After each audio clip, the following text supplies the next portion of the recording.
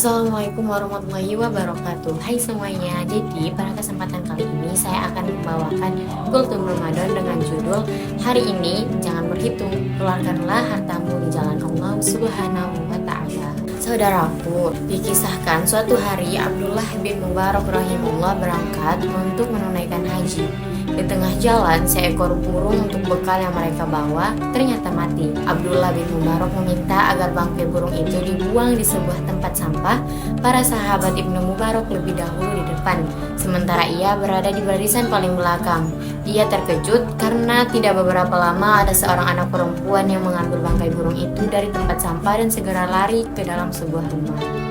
Ibnu Mubarak tertegun dan segera mengikuti anak itu lalu bertanya, "Kenapa engkau mengambil bangkai burung itu?" Anak itu pun menjelaskan bahwa ia dan keluarganya tidak mempunyai makanan apapun kecuali yang dibuang orang di tempat sampah itu. "Sudah beberapa hari kami menghalalkan makanan binatang yang sudah menjadi bangkai," ujarnya. Anak itu menerangkan lagi, "Ayah kami adalah orang berharta, tapi hartanya dirampas dan ia dibunuh." Mendengar itu, Ibnu Mubarak memanggil para sahabatnya dan bertanya, "Berapa total uang yang kalian punya?" Mereka menjelaskan jumlahnya 1000 dinar. Ibnu Mubarak lalu mengatakan, "Sisahkan 20 dinar untuk biaya pulang ke rumah kita. Sisanya berikan kepada anak ini. Ini lebih baik daripada haji kita di tahun ini." Setelah itu mereka semua kembali menyusuri jalan pulang ke desa mereka masing-masing. Saudaraku, Ibnu Katsir rahimahullah berkata, Allah Subhanahu wa taala memerintahkan hamba-hambanya yang beriman untuk berinfak. Maksudnya adalah sedekah. Ketahuilah bahwa syaitan laknat Allah atas mereka yang selalu menakut-nakuti kalian dengan kemiskinan agar mereka bisa memegang kendali tanganmu untuk tidak mengeluarkan infak. Sementara di sisi lain syaitan juga mendorong kalian menggunakan harta untuk melakukan berbagai kemaksiatan dan dosa.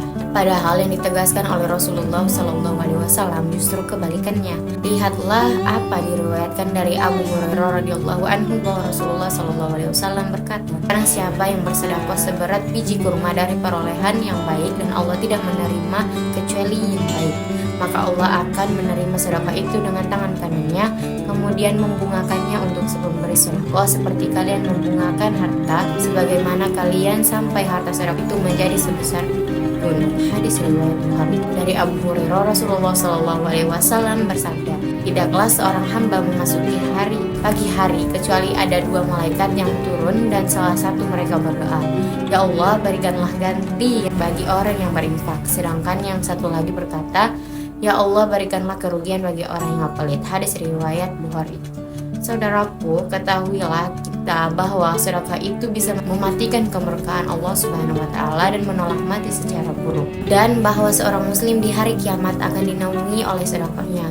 Rasulullah SAW bersabda, ada 7 golongan yang dinaungi oleh Allah Subhanahu wa taala di hari tidak ada naungan kecuali naungannya. Rasulullah lalu menyebutkan ke-7 golongan itu, dan salah satunya adalah seseorang yang bersedekah lalu ia menyembunyikan sedekahnya sampai tangan kirinya tidak tahu apa yang diinfakkan oleh tangan kanannya. Itulah sebabnya para salafus saleh mengeluarkan hartanya hingga tidak menghitung-hitungkan jumlahnya. Kita pasti sudah mendengarkan bagaimana kisah Abu Bakar Siddiq yang menginfakkan sebagian hartanya, lalu saat ditanya soal apa yang ditinggalkan untuk keluarganya, ia menegaskan, "Aku meninggalkan untuk keluargaku Allah dan Rasulnya."